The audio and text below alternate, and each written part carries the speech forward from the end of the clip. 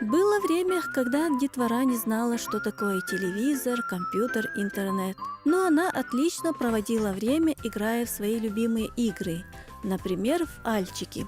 В эту игру Каршига-Аули дети все еще играют. Альчики – это надкопытные кости овец.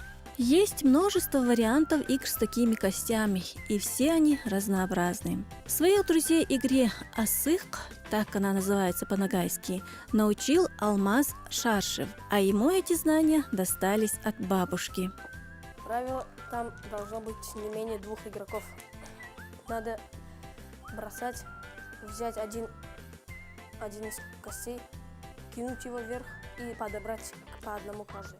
Потом второй уровень. Бросаешь, по 2 берешь. Надо успеть подобрать. Так. Потом 3-й уровень. Бросаешь, смотришь 3 и 1.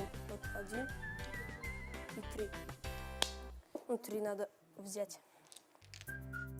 Ну и так далее. Всего их 5 уровней, в каждом меняются правила. Считается, что альчики развивают ловкость, аккуратность и меткость.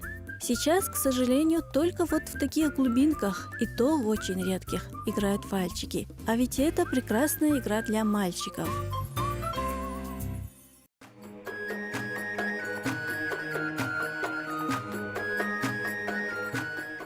Ну а для девочек, девочки, конечно же, любят куклы. Правда, сейчас нам демонстрируют непростые игры в кукол. В своей инсценировке эти маленькие хозяюшки нам показывают досуг ногайской женщины.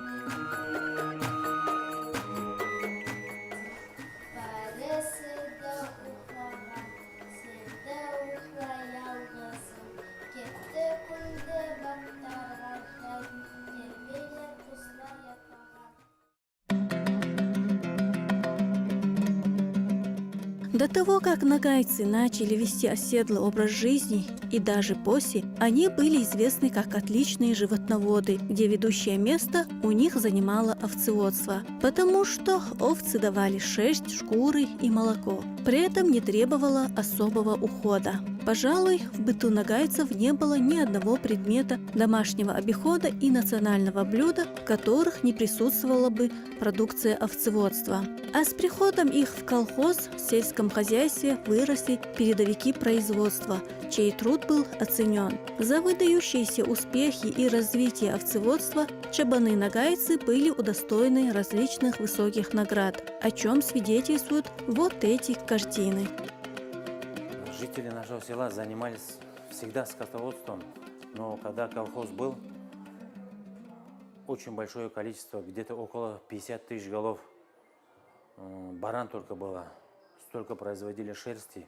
Отец работал в колхозе главным врачом, и, как я сейчас помню, до сих пор каждый год он в Москву отвозил до 170-180 тонн шерсти.